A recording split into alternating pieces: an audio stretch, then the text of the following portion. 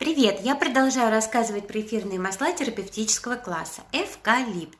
Это масло работает огненно при порезах и ранах. Оно моментально останавливает кровь. Просто моментально. Я не советую вам попробовать, потому что я не хочу, чтобы вы поранились. Но, пожалуйста, запомните, если вдруг вы поранились, то именно эвкалипт чистым на рану. Дальше. Чашечку с горячей водой, капля эвкалипта и накрываемся, как раньше над картошкой дышали, покрывалом. Это обалденно улучшает ситуацию с кашлем. Кашель из сухого превращается в продуктивный.